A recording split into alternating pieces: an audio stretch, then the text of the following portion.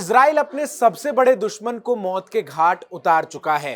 Hezbollah और Hamas दोनों के शीर्ष नेतृत्व को इजरायली डिफेंस फोर्स ने खत्म कर दिया है। एक तरफ याह्या सिनवार और इस्माइल खानिया जो कि हमास को चला रहे थे, उनको इजरायली डिफेंस फोर्स ने मौत के घाट उतार दिया है, तो वहीं दूसरी तरफ हसन नसरल्लाह की भी मौत इजरायली डिफेंस फोर्स के हमले में हो चुकी है। और ऐसे में संभावना जताई जा रही थी कि विशेष तौर पर इजराइल और हमास के बीच बीते 1 साल से जारी युद्ध जो है वो समाप्त हो सकता है, लेकिन अभी भी परिस्थितियां इस तरीके की नजर नहीं आ रही है जहां इजराइल और हमास युद्ध जो है वो समाप्त हो। विशेष तौर पर याह्या सिनवार की मृत्यु के बाद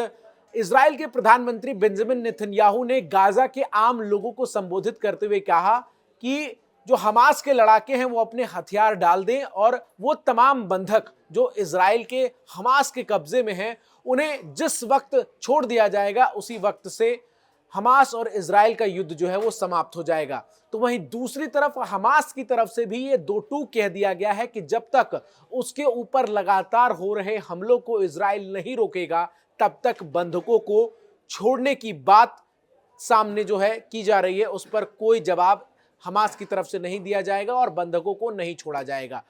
गौरतलब है कि दोनों ही पक्ष अपनी अपनी जिद पर अब अड़े हुए नजर आ रहे हैं और ये जिद ही अब हमास और इजराइल के बीच युद्ध को आगे बढ़ाने की बड़ी वजह बनता जा रहा है। हमास एक तरफ इस जिद पर उतारू है कि जब तक उसके ऊपर हो रहे हमलों को नहीं रोका जाएगा तब तक वो बंधकों को नहीं छोड़ेगा, तो वहीं दूसरी तरफ इजराइल इस बात को लेकर अड़ा हुआ है कि जब तक बंधकों को हमास नहीं छोड़ता तब तक वो इसी तरीके से गाजा पर हमला बोलता हुआ नजर आएगा। ऐसे में अब बड़ा सवाल है कि आखिर दोनों देशों के बीच जारी इस युद्ध में पूर्ण विराम कब आएगा। अमेरिका इजराइल पर अब इस बात को लेकर दबाव बना रहा है कि वो अपने हमलों को कम करे, जिससे हमास इस बात के लिए तैयार हो सके कि वो गाजा में इजराइल के बंधकों को रिहा करने के लिए योजना पर काम कर सके। लेकिन इजराइल के प्रधानमंत्री बेंजामिन नेतन्याहू अभी भी अपनी इस बात पर अड़े हुए हैं कि ये जो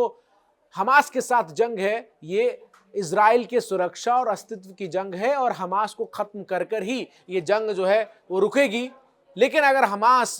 खुद को बचाना चाहता है, गाजा के लोग खुद को सुरक्षित रखना चाहते हैं, तो उन्हें जल्द से जल्द इजरायली बंधकों को छोड़ना होगा, तभी युद्ध विराम की स्थिति जो है वो नजर आ सकती है। ऐसे में जो परिस्थितियां इस वक्त बनी हुई है उसके मुताबिक